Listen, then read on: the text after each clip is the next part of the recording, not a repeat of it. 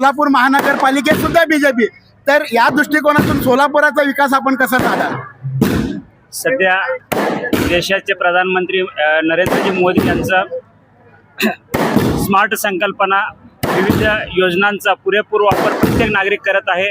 राज्यात देवेंद्र भाऊंचा प्रत्येक भगिनी सध्या तर गेल्या अनेक दिवसापासून लाडक्या बहिणी तर इतके खुश आहेत देवेंद्रदादांच्या विविध योजनांचा. तसेच सोलापुरातील आमचे देवेंद्रदादा यांच्या माध्यमातून सोलापूर महापालिकेत सत्ता तर पूर्ण एकाची सत्ता आहे.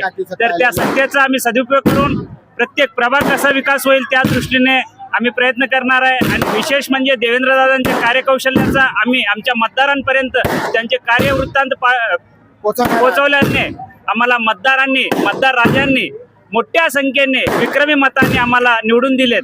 त्याबद्दल मी सर्व मतदारांचे हार्दिक आभारी आहे, शतशः ऋणी आहे.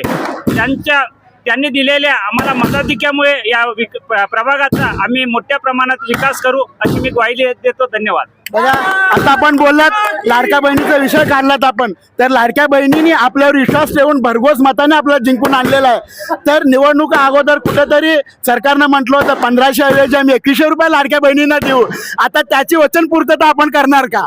नाही, ते म्हणजे राज्य सरकार देवाभाऊचा विषय आहे, पण कुठेतरी आपण त्यांच्यापर्यंत हा लाडक्या बहिणीचा संदेश पोहोचवाल का? त्यासाठी आपण प्रयत्नशील राहाल का? आदरणीय या राज्याचे मुख्यमंत्री देवेंद्र फडणवीस साहेबांनी 1500 रुपये तर दिलेलेच लाडकी बहिणींना, पण त्यांनी सोलापूरला पुण्यनगरीत आल्यानंतर या प्रत्येक दिदींना लखपती करायचं वचन दिले. त्यामुळे लखपतीच्या माध्यमातून त्यांना 21 रुपये तर होणार, पण त्याच्यापेक्षा लखपती देणार अजून 2100 पेक्षा किती मोठे दिले ते. बहिणींना सुद्धा आपण लखपती करण्याचा संकल्प करायचा आहे. हो, आम्ही लखपती करण्याचा संकल्प करतो. काही लाडक्या दादांनी लाडक्या बहिणी बरोबर लाडक्या बहिणींसोबत लाडक्या भावांनी आमच्या विजयासाठी अतोनात दिवस रात्र करून आमच्या विजयात त्यांचाही तेवढाच सहभाग आहे. तेही आमच्या विजयाचे शिल्पकार आहेत. धन्यवाद. अभिनंदन सर.